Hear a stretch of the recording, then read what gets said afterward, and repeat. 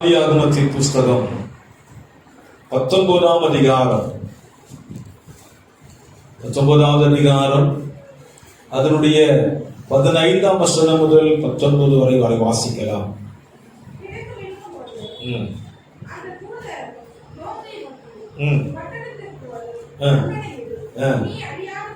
நீ அழியாதபடிக்கு உன் மனைவியையும்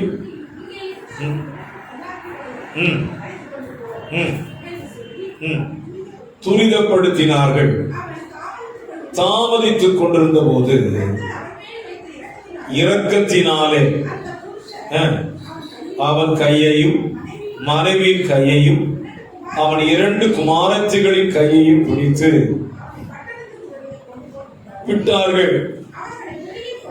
அவர்களை வெளியே கொண்டு போய் விட்ட பின்பு அவர், உன் ஜீவன் தப்ப ஓடிப்போ, பின்னிட்டு பாராதே, இந்த சமபூமியில் எங்கும் நில்லாதே, நீ அழியாதபடிக்கு மலைக்கு ஓடிப்போ என்றார். அப்படி அல்ல ஆண்டவரே, கிருபை கிடைத்ததே, பிராணனை காக்க தேவரீர் எனக்கு செய்த கிருபையை பெரிதாக விளங்க பண்ணினீர். மலைக்கு ஓடி போக என்னால் முடியாது, தீங்கு என்னை தொடரும், நான் மரித்து போவேன் என்றார். கர்த்தருடைய பரிசுத்த நாமம் மகிமைப்படுவதாக. ஒரு வார்த்தையை நீங்க சொல்ல விரும்புகிறேன். மலைக்கு என்னால் ஓடி போக முடியாது அப்படின்னு சொல்றவங்க மட்டும் ஒரு அலையில சொல்லுங்க. ஹலோ, மலைக்கு என்னால ஓடி போக முடியாது, நான் அங்கே மரித்து போவேன் அப்படின்னு சொல்லி துன்மார்க்கன் சொல்லல. 2 பேதுரு 2ஆம் அதிகாரத்தில் சொல்லுகிறார். ஆண்டவர் அவரை குறித்து பேதுரு சொல்லும் பொழுது நீதிமானாகிய லோத். நீதிமான் தான் சொல்றான், எங்க ஓட முடியாது, மலைக்கு ஓட முடியாது. ஏன்? மலையில போனா செத்துருவேன். நான் உண்மையிலே சொல்றேன், மலைக்கு போனா சாவு வரும். கல்வாரி மலையில இயேசு போனது எதுக்குதான் போனார்? மலைக்குத்தான் போனார், வாழ போனாருங்க.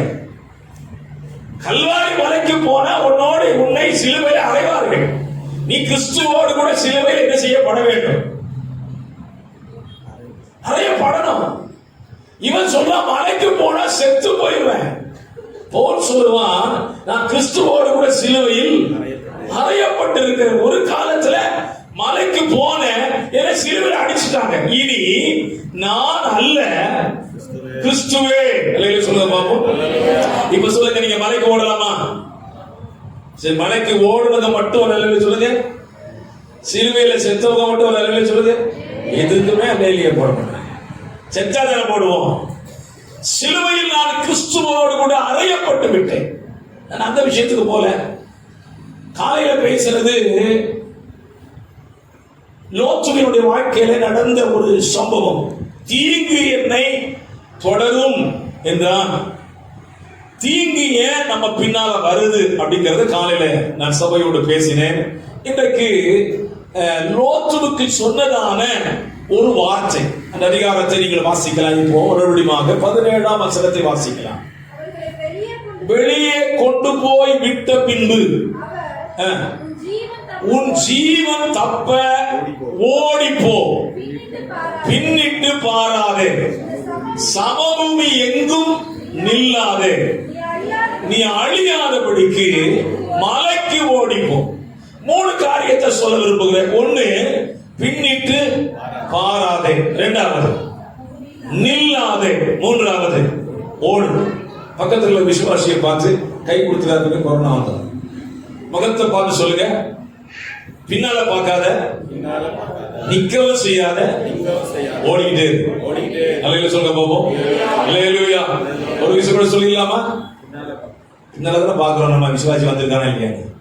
பின்னால பார்க்காத, நிக்கவும் செய்யாத, ஓடிட்டு. அல்லேலூயா. லோத்துவுக்கு தேவனால் சொல்லப்பட்ட 3 காரியம் தான். இந்த 3 காரியத்துல சமயத்துக்கு தகுந்தமா வேகமா உங்க கூட பேசுறேன். முதல் காரியத்தை கொஞ்சம் ஆழமா போயிட்டு அடுத்த 2 காரியத்தையும் சரியான நேரத்தில் முடிச்சுட்டு எனக்கு அடுத்த ஒரு பிரேயர் இருக்கு, நான் வேகமா போகணும். அல்லையில சொல்லுங்க பார்ப்போம். இல்லைன்னா 9 மணி வரைக்கும் பிரசங்கம் பண்ணலாம்னு நினைச்சேன். ஸ்தோத்திரம் சொல்லுங்க. என்னாச்சு பாஸ்டர் 8:30 முடிச்சுட்டு சொல்லுங்க, நீங்க 9 சொல்லிங்களோ, நான் 9 மணிக்கு நான் இன்னொரு பிரேயர்ல லிங்க் ஆயிடுவேன். அதனால சரியா 8:30 முடிச்சது. முதலாவது லோத்துவுக்கு சொன்ன ஒரு வார்த்தை வாசிங்க, பின்னிட்டு பாராதே. நம்ம பின்னால பார்க்க கூடாத 4 இடத்தை உங்களுக்கு சுட்டி காண்பிக்க போகிறேன். நம்ம பின்னால பார்க்க கூடாத 4 இடங்கள், ரொம்ப கவனமான இடங்கள் தான். நம்ம பல நேரத்திலையும் எங்க பார்த்துக்கோம், பின்னால பார்த்துக்கோம்.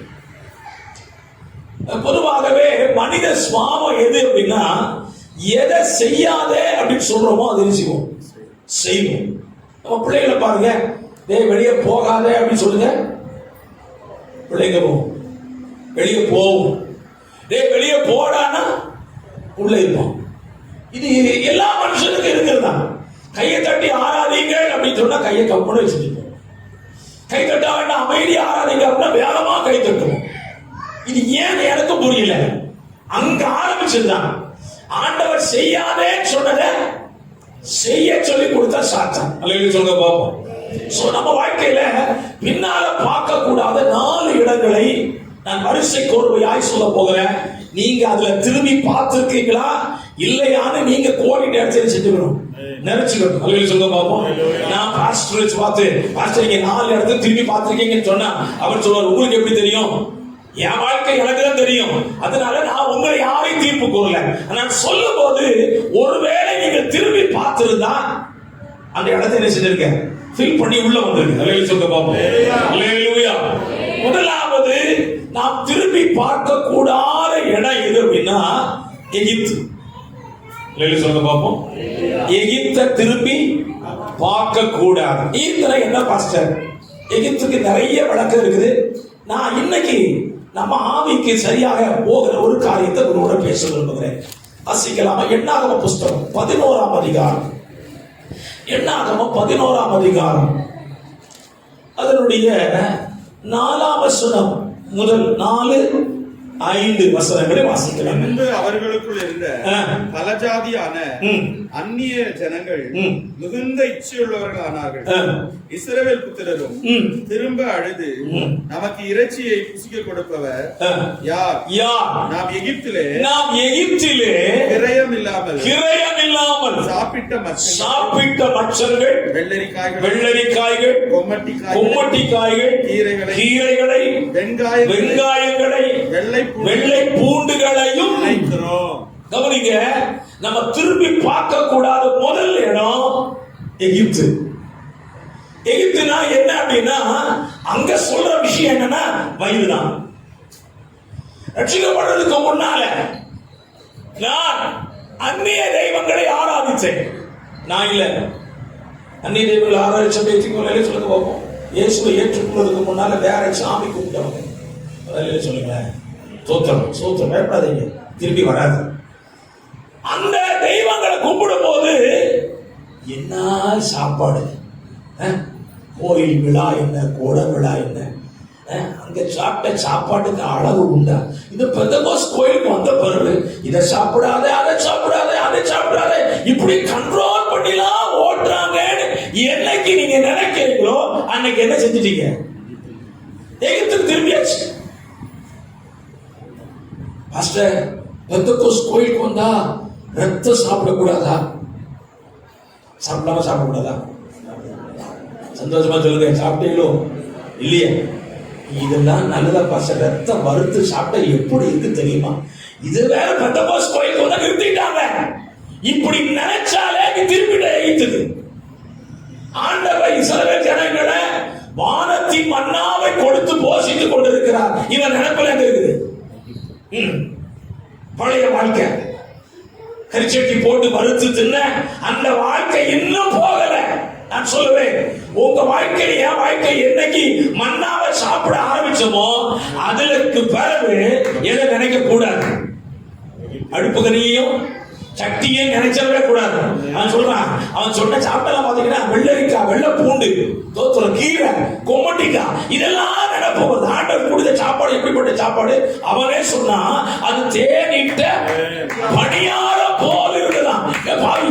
தேன் போட்டு கொடுத்த சாப்பாடு கொடுத்தா இடத்துலங்க பச்சை காய்கறியை திங்கோடு நினைக்கிறான். நான் கர்த்தருடைய பிள்ளைகளை பார்த்து சொல்லுவேன், உன்னுடைய பழைய வாழ்க்கையில் நீ புசித்து அனுபவித்ததான அந்த பழைய ஆகாரங்கள் உனக்குள்ள என்னைக்கு ஞாபகத்துக்கு வருதோ அன்னைக்கு எங்க போயிட்ட பின்னிட்டு பார்த்து விட்டார் என சாப்பாட்டை. சோத்திரம். அந்த கோஸ்தே மார்க்கத்துக்குள்ள கிறிஸ்துவை ஏற்றுக்கொண்ட பின்னால உனக்கு தேவன் கடிவாளத்தை போட்டார் வாயில. நீதிமொழிகள் அழகா இருக்குது. நீ அதிபதியோட போஜனம் பண்ண உட்கார்ந்தால் தொண்டையில என்ன அர்த்தம்? வாய்க்குள்ள போலாம், உள்ள இறக்கிட கூடாது, கத்திய வச்சு தோற்றணும். ஏன்னா அவருடைய ருசியுள்ள பதார்த்தங்களை ஒன்றும் இச்சியாரே. தானியேல் சொல்லுவான், ராஜ போஜனத்தினால் என்னை முடியாது.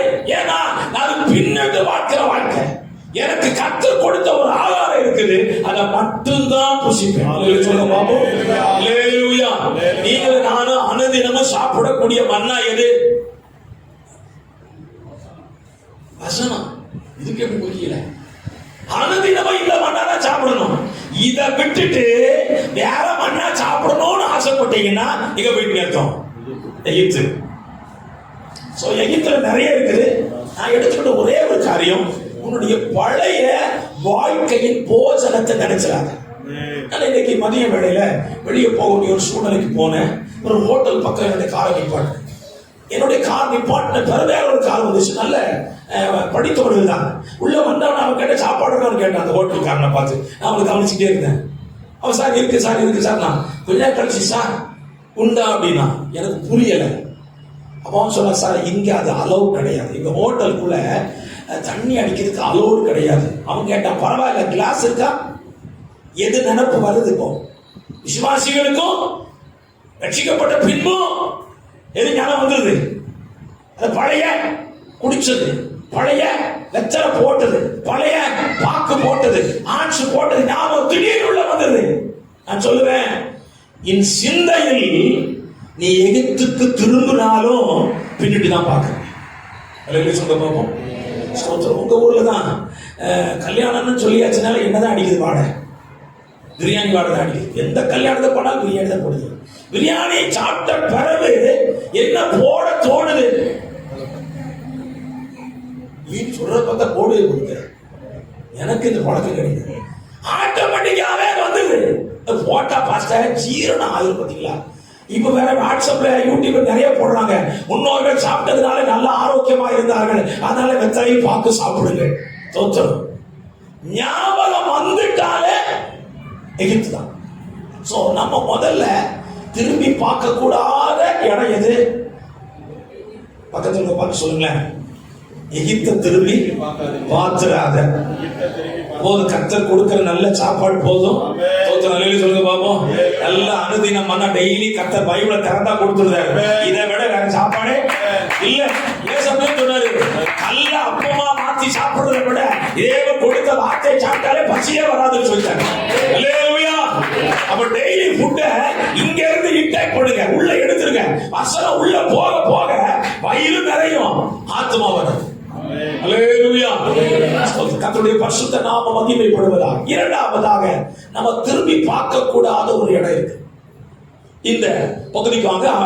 ஆதியாகமம் 19.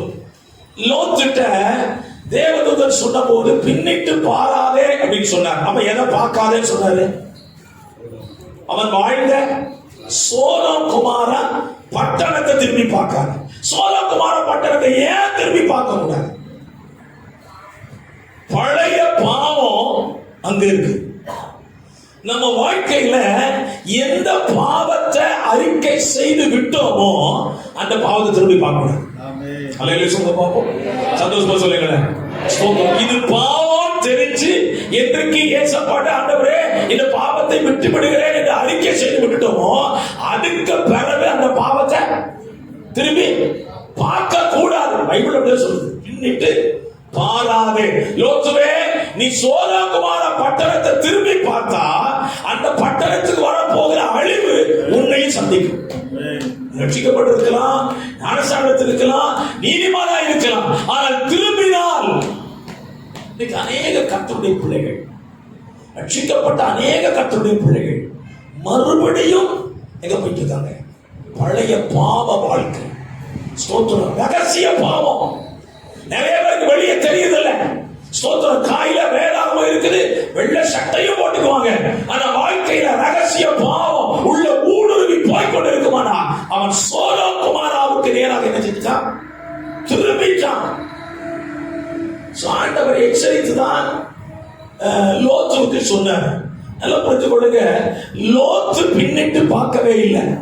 அவனுக்கு நல்ல புரியும் சோதோம் குமாராவின் பாவம்னா என்ன. ஒரு சின்ன உதாரணம் சொல்றேன். சோதோம் குமாராவின் பாவம் இன்றைக்கு நம்முடைய தேசத்தை ஆட்கொண்டு விட்டது.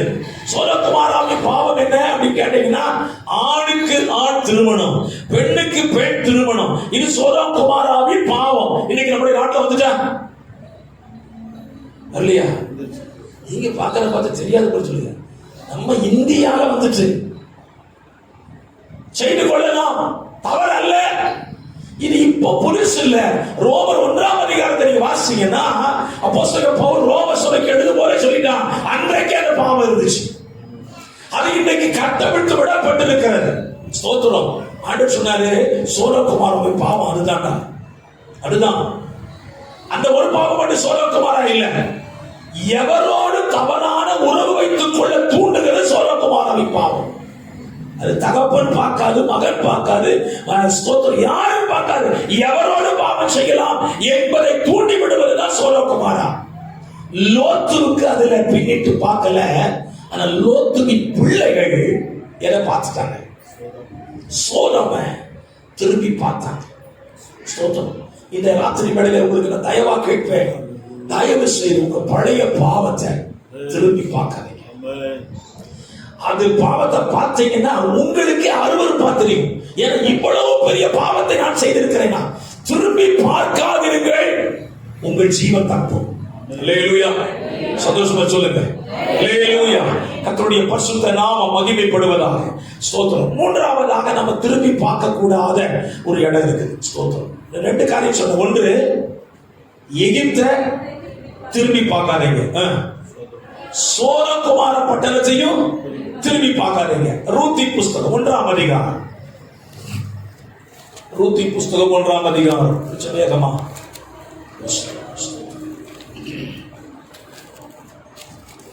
அதனுடைய 9ஆம் வசனத்திலிருந்து வாசிக்கிறேன்.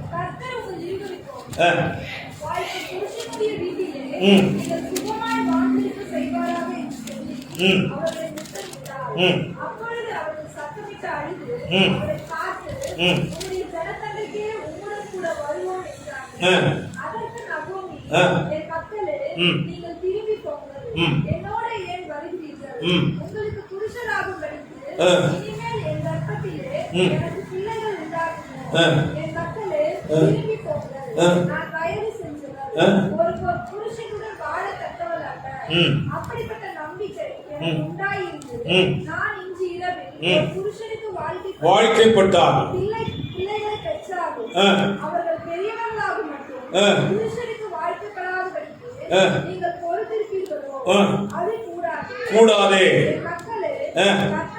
கர்த்தருடைய கை எனக்கு விரோதமாக இருக்கிறதினால் எனக்கு மிகுந்த விசனம் இருக்கிறது என்றாள். கவனிங்க, நகோமி தன்னுடைய 2 மருமக்களை பார்த்து பேசுறார். 3 விதவைகள் இருக்கிறார்கள். ஒருத்தி பேச 2 பேர் கேட்கிறாங்க. முதல் சம்பாஷணையில உறுதியா நிக்கிறாங்க, இல்ல நாம கூட தான் வருவேன்னு சொல்லிட்டாங்க.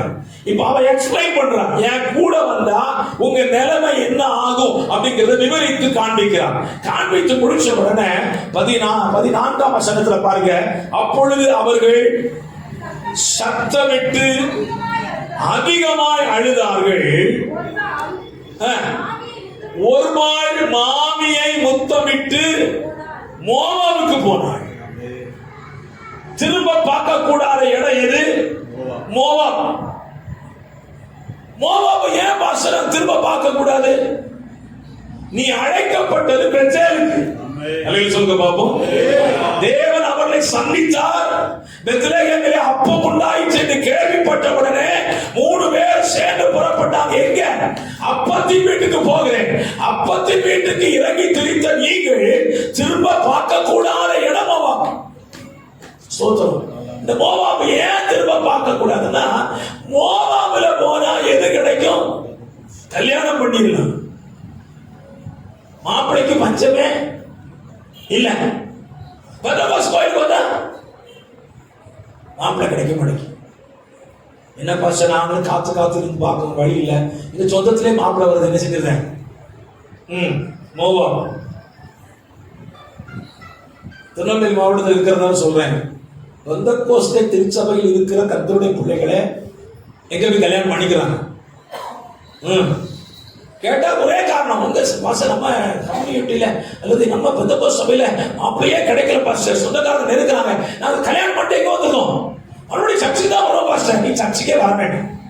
மோவாவுக்கு போனா இவர் சொல்றான், உங்கள் தேசத்துக்கு திரும்பி போங்க, உன் தகப்பன் வீட்டுக்கு திரும்பி போங்க, அங்கே கர்த்தர் உங்களுக்கு நல்ல வாழ்க்கையை தருவான், என் மக்களே போங்கன்னா ஒரு பால் பார்த்தா சரியான பாயிண்ட்ல மாமி சொன்னா அப்படின்னு சொல்லிட்டு சத்தமிட்டு அழுது முத்தமிட்டு போனாங்க. எங்க? மோவாப். மோவாபை பின்னிட்டு பார்க்க கூடாது. நீங்க பைபிளை படிச்சு பாருங்க. இந்த அதிகாரத்துல இந்த வசனத்துக்கு பிறகு ஒரு பால் பேர் இல்லவே இல்ல. யார் பேர் வந்துட்டு? ஏன்? அவளுக்கு மோவாப் வேண்டாம், எதுதான் வேணும்? வாழ்க்கையே இல்லைனாலும் பரவாயில்ல, மாமிய போல வயசான வரைக்கும் விடவியா இருந்தாலும் பரவாயில்ல, பெத்லகேம் போதும். எத்தனை பேர் பெத்லகேம் போதும் சொல்றீங்க?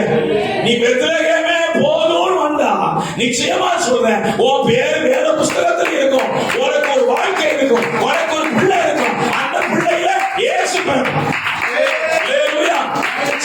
அவ எடுத்த தீர்மானம், எனக்கு மோவாப் இனி பார்வை இல்லை, பார்வை ஒன்னே ஒண்ணுதான், பெத்லகேம். ஏன் பெத்லகேமை சூஸ் பண்ணா அப்படி கேட்டீங்கன்னா, பஞ்சம் வந்தது உண்மை, அதே நாட்டுல மறுபடியும் சாப்பாடு கிடைச்சதும் உண்மை. என் தேசத்துல பஞ்சம் மட்டும்தான் வருது, திரும்ப சாப்பாடு வராது. அல்லேலூயா. அதனால பஞ்சம் வந்து திரும்ப சாப்பாடு கொடுக்கிற பெத்லகேமே போறன்னு முடிவெடுத்ததுனால நான் ஆழமாய் நம்புகிறேன், ரூத்தின் வாழ்க்கைய வேத புஸ்தகத்தை இணைச்சு அவ வாழ்க்கையை கிறிஸ்துவை விதிக்க பண்ணி அந்த கிறிஸ்துவை நான் ஏற்றுக்கொள்வதற்கு எனக்கு தேவன் கிருபை செய்யும். அல்லேலூயா. ரூத்துக்கு கையை உயர்த்தி ஒரு அல்லேலூயா சொல்லுங்களேன். அவ மட்டும் அன்னைக்கு முடிவெடுக்காம மோவாபுக்கு திரும்பி போயிருந்தா இயேசு பிறந்திருக்க மாட்டார், நான் ரட்சிக்கப்பட்டிருக்க மாட்டேன், எனக்கு ரட்சிப்பு கிடைச்சிருக்காரு. அல்லேலூயா. அவள் எடுத்த சரியான முடிவு, எனக்கு மோவாபு வேண்டாம், எது போதும்? பக்கத்தில் இருக்க விசுவாசி பார்த்து சொல்லுங்க.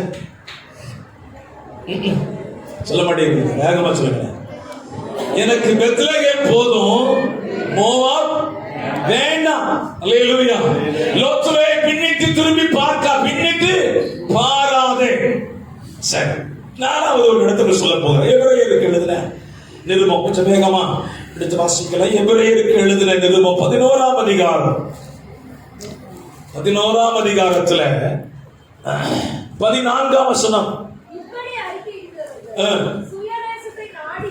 சுயதேசத்தை நாடி போகிறோம் என்று தெரியப்படுத்துகிறார்கள். தாங்கள் விட்டு வந்த தேசத்தை நினைத்தார்களானால் திரும்பி போவதற்கு அவர்களுக்கு சமயம் கிடைத்திருக்குமே. இங்க சொல்லுகிறதான அவருடைய சுயதேசம், யாருடைய? ஆபிரகாம், ஈசாக்கு, யாக்கோபு என்பவருடைய சுயதேசத்துக்கு திரும்பி போவதற்கு என்ன கிடைச்சது? அவருக்கு சமயம் கிடைத்தது. ஆனால் அடுத்த வசனம், அதை அல்ல, அதிலும் மேன்மையான பரமதேசத்தையே சொல்லுங்க பார்ப்போம். சுயதேசத்துக்கு போவதற்கு அவங்களுக்கு வழி இருந்துச்சு, வாய்ப்பு இருந்துச்சு, தருணம் கிடைச்சது. ஆனா அதை விட பரமதேசத்தை நாடினார்கள். அல்லேலூயா சொல்லுங்க பார்ப்போம். சந்தோஷமா சொல்லுங்க பார்ப்போம். அதனால் ஆகையால் தேவன் அவர்களுடைய தேவன் என்று சொல்வதற்கு வெட்கப்படல. சொல்ல பார்ப்போம். உங்க பேரை சொல்லி ஆண்டவர் சொல்லணும், நான் இவனுக்கு தேவன் என்று சொல்லிக் கொள்வதற்கு நான் என்ன செய்யல? வெட்கப்படல. ஏன் தெரியுமா? அவன் சுயதேசத்தை நாடல, பரமதேசத்தை நாடினவன். அல்லேலூயா சொல்லுங்க பாப்போம். அல்லேலூயா. இந்த சபையிலே கர்த்தரை ஆராதிக்கிற தேவ ஜனமே, உன்னையும் என்னையும் பார்த்து கர்த்தர் சொல்லணும், இவன் சுயதேசத்தை நாடுகிறவன் அல்ல, பரமதேசத்தை நாடுகிறவனாய் இருக்கிறதானே அவனுடைய தேவன் நான் என்று சொல்லுவேன். அல்லேலூயா. அப்படி சுயதேசம்னா என்னது பாஸ்டர் அப்படின்னு கேட்டீங்கன்னா, ஆபிரகாமுக்கு சுயதேசம் எது? ஊர் என்கிற கல்தேய பட்டணம். ஆபிரகாமுடைய சொந்த தேசம் ஊர் என்கிற கல்தேய பட்டணம். ஆபிரகாம ஆண்டவர் அங்கிருந்து கிளம்புன்னு சொன்ன பிறகு என்றைக்காவது ஒரு நாள் ஆபிரகாம் கல்தேய பட்டணத்துக்கு போயிருப்பானா? சோத்திரம். நீங்க கல்விக்குப்பத்தில் இருக்கிறதுனால நான் சொல்றேன், ரெக்கார்ட் பண்ணிட்டு இருக்கேன், யூடியூப்ல போட்டு விடுங்க. கந்திக்குப்பத்தில் இருக்கிறதுனால சொல்றேன், சுயதேசமா இருக்கிற இடத்தகிரியில குழந்தை ஏசனாத கோயிலுக்கு வருஷத்துக்கு ஒரு தடவை கொடியேற்றும் போது கரும்பு சாப்பிடுறது கூட சொல்ல மாட்டீங்கல. ஏன் பாச நீங்க பாத்தீங்களோ? சுயதேசம் ஒரு இருக்கிறத செய்து அவன் சொல்றான், என்றைக்கு கல்தேய பட்டணத்தை விட கர்த்தர் சொன்னாரோ அன்னைக்கு விட்டவன் தான் சாகர வரைக்கும் திரும்பி போகிறான். சொல்லுங்க பார்ப்போம். பொண்ணு எடுக்கும் போது போனான்ல அவன் போல, கவனிங்க. ஆபிரகாம் பொண்ணு கட்டும் போது கூட அவன் போல யார் தான் அனுப்பிச்சான்?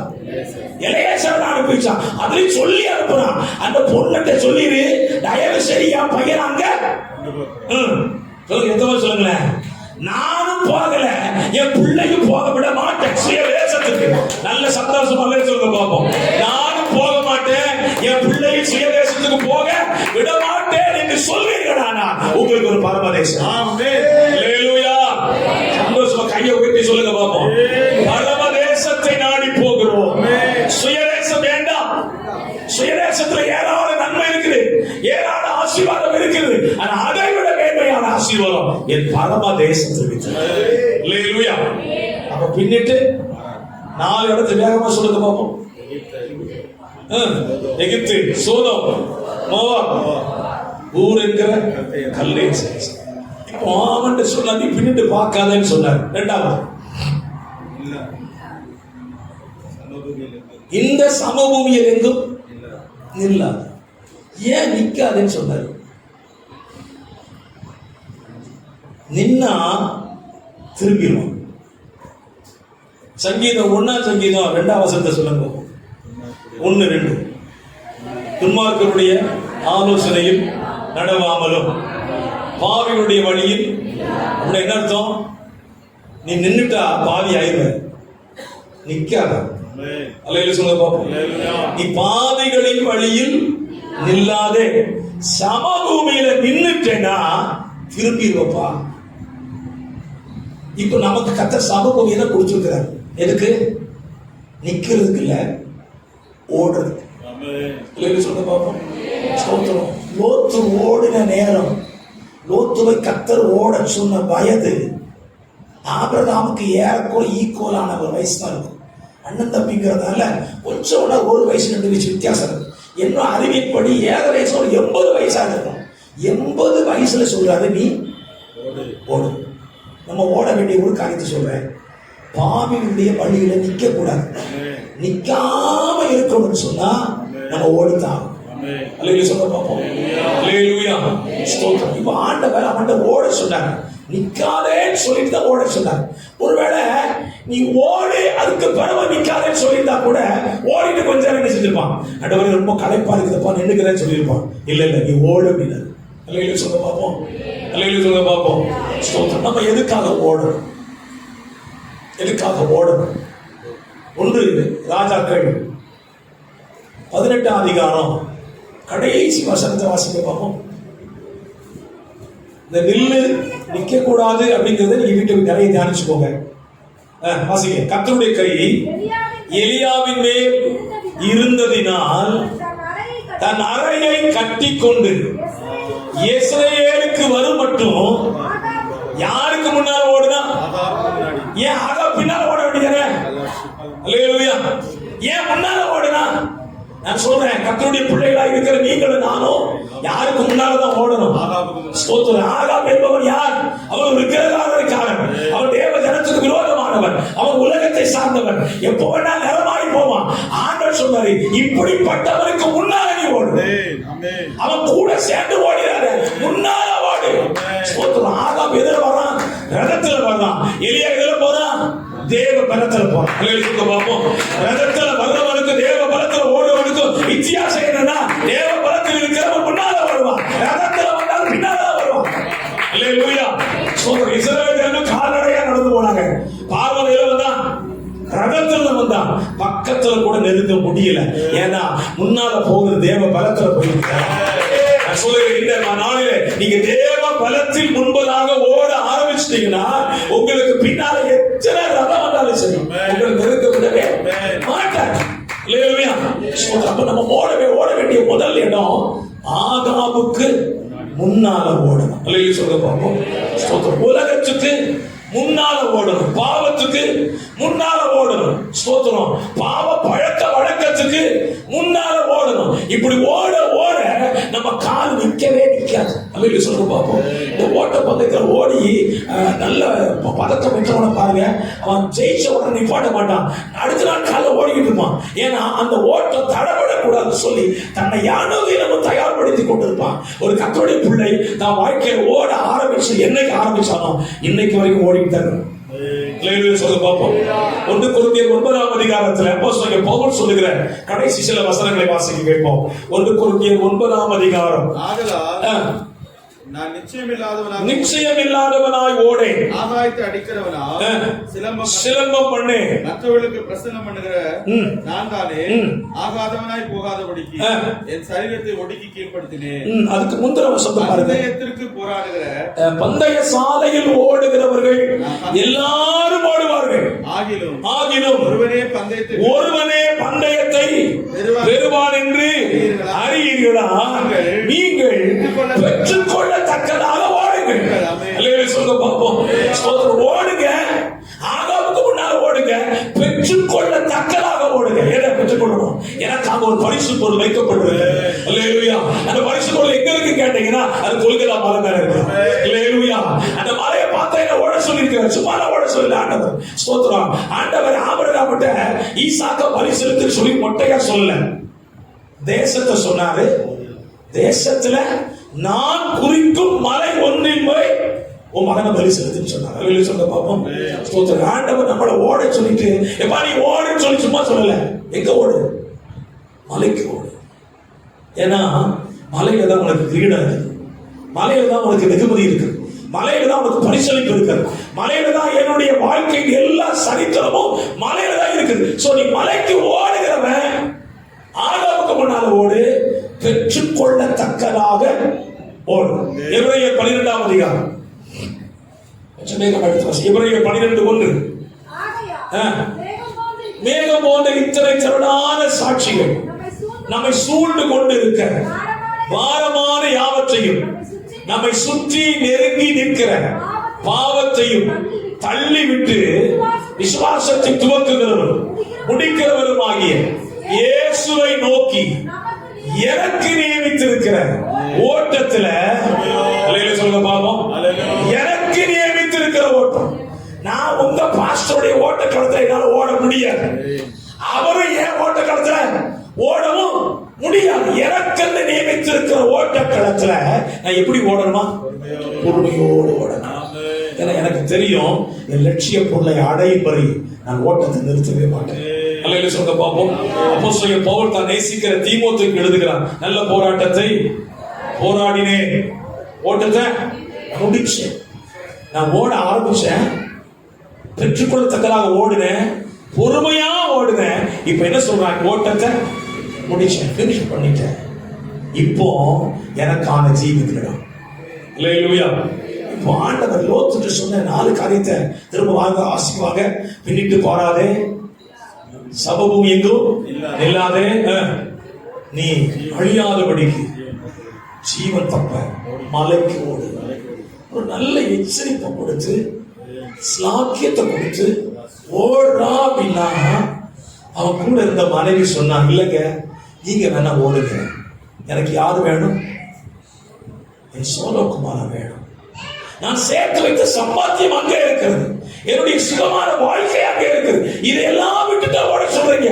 நீங்க வேணா ஓடுங்க, நான் கொஞ்சம் பார்த்துட்டு வந்துருவேன்னு சொல்லி மனைவி திரும்பினா லோத்து திரும்பல. உண்மையான சகோதரர்களே, ஒருவேளை நமக்கு கொடுத்திருக்கிற விலகின பாண்டம் எதை திரும்பி பார்க்கலாம். சுத்தி வளைச்சுக்கிட்டே வரீங்க பாஸ்டர். விலகின பாண்டம் சில நேரத்தை திரும்பி பார்க்கதான் செய்யும். விலனாய் அழைக்கப்பட்ட நான் திரும்பவே கூடாது. சொல்லுங்க பார்ப்போம். லோத்து திரும்பல. அவனுக்கு உள்ள ஒரு மணி அடிச்சுட்டு இருக்குது. கூட வந்தவளை காணுமே, சாவிலும் வாழ்விலும் துக்கத்திலும் இன்பத்திலும் கூடவே இருப்பேன்னு சொன்னாலே, இப்ப காணுமே திரும்பணும் நினைச்சா உள்ள இருந்த ஆவியார் சொல்லவே தின்ன பின்னால பார்த்துடாத. சொல்ல பார்ப்போம். நான் மொத்தத்துல சொல்லுவேன், நீங்களும் நானும் இயேசுவுக்கு மனவாட்டி. மனவாள முன்னால போயிட்டு இருக்காரு. அவர் சொல்லிட்டாரு, பின்னால பார்த்தாரு. விலகீன பாண்டாப்பா, கொஞ்சம் திரும்பி பார்த்துட்டு பாருன்னு சொன்னார்னா அவர் ஒன்ன திரும்பி பார்க்க மாட்டாரு, அவர் ஓடிட்டார். லோத்து ஒரு கணக்கு கூட திரும்பி யாரும் பார்க்கல, நான் மனைவியை பார்க்கல. நான் சொல்வேன், அழைத்த ஆண்டவர் உன்னை ஓட சொல்லிட்டு அவரு போயிட்டு தான் இருக்காரு முன்னால. நீ பின்னால வாரையா இல்லையான்னு அவரும் திரும்பி பார்க்க மாட்டார். ஏன்னா நீ திரும்பி பார்க்கிற ஆளு தெரிஞ்சுதான் ஆண்டவர் சொன்ன பின்னிட்டு பார்க்காத. சரி, இப்ப லோத்து திரும்பி பார்த்த மனைவியை இழந்துட்டான். இப்ப லோத்து ஆண்டவரை ரெக்வஸ்ட் பண்ணி ஒரு காரியத்தை கேட்டான். என்ன கேட்டா தெரியுமா? என்னால மலைக்கு ஓட முடியாது, அந்த பட்டணம் பக்கத்துல இருக்கு, அங்க போயிட்டுமா. அப்பவும் தேவதூதன் சொல்றான், இதுலேயும் கர்த்தருக்கு தயவு செய்தா ஓடிப்போம். நான் சொல்லட்டா, கர்த்தர் சொன்ன இடத்துக்கு போகாம நீ சூஸ் பண்ணி ஒரு இடத்துக்கு போனேன்னா அது நிரந்தரமே கிடையாது. அது நிரந்தரம் கிடையாது. அவன் தெரிந்து கொண்டு போனதான ஊர் பாதுகாப்பா இருக்குன்னு சொல்லிதான் போனா, அந்த இடம் அவனுக்கு நிரந்தரமா இல்லை. அவன் மறுபடியும் ஒரு குகையிலே போய் தாண்டினான். நமக்கு நல்ல சரி சம்பவம். ஒருவேளை லோத்து கர்த்தர் சொன்னபடி மலைக்கு ஓடி போயிருந்தான், ஆபிரகாமோடு கூட இந்த லோத்துவும் ஒரு ஆசீர்வதிக்கப்பட்ட தேவ சந்ததிகளை பெற்றெடுத்திருப்பான். அவன் அப்படி ஓடாததுனால, தனக்கு இஷ்டமானபடி ஓடுறதுனால சபிக்கப்பட்ட 2 சந்ததியை இந்த உலகத்துக்கு கொடுத்துட்டான். நான் இதை சொல்லுகிறேன், தேவன் உங்களுக்கு காண்பித்த அந்த மலையை நோக்கி நீங்க ஓடாம உங்களுக்கு பிரியமானபடி உங்களுக்கு பிரியமான இடத்துக்கு நீங்கள் ஓடினால் இந்த உலகத்திற்கு சில சாப சந்ததிகளை கொடுத்து விடுவீர்கள். அது இல்லாம கர்த்தர் சொன்ன இடத்தை நீங்க ஓட ஆரம்பிச்சீங்கன்னா ஆசீர்வாதமான சந்ததிய, ஆசீர்வாதமான வாழ்க்கைய இந்த பூமிக்கு கொடுத்துட்டு நீங்க போவீங்க. அப்படியே முழங்கல் போடுவோமா? ஒரு சில நிமிடங்களோடு கூட இந்த வார்த்தையினாலே கர்த்தர் பேசுவார். நீ எங்கே திரும்பி பார்த்திருக்கிறா? நீ எந்த இடத்துல திரும்பி பார்த்திருக்கிறா? கர்த்தர் சொன்ன பின்னிட்டு பாரா. பாஸ்டர், நான் பின்னிட்டு பார்த்தா எனக்கு என்ன பாஸ்டர் பிரச்சனை? எபிரேயர் 10ஆம் அதிகாரத்துல கர்த்தர் சொல்றார், பின்னிட்டு பார்க்கிற எவனும் தேவராஜ்யத்துக்கு தகுதி இல்லை. அவன் பின்வாங்கி போவானே ஆகில் அவன் மேல ஆத்துமா பிரியமாகிறான். கலப்பையின் மேல் கை வைத்து விட்டு பின்னிட்டு பார்க்கிற எவனும் தேவராஜ்யத்துக்கு தகுதி உள்ளவன் அல்ல. இதை இரவே உங்க ஆவி ஆராய்ச்சி செய்யட்டும். எந்த இடத்துல திரும்பி இருக்கிறீங்க? உங்க இருதயம், உங்க சிந்தனை பார்த்திருக்கிறா? மோவாபுடைய பாவ வாழ்க்கையை பார்த்திருக்கிறா? சோதோகுமாருடைய பாவ வாழ்க்கையை திரும்பி பார்த்திருக்கிறீங்களா? மோவாபுடைய சுகமான வாழ்க்கையை திரும்பி பார்த்திருக்கிறீங்களா? இல்ல ஊர் என்கிற கல்தேக பட்டணத்தை, சுயதேசத்தை திரும்பி பார்த்திருக்கிறீங்களா? யோசித்து பாருங்க.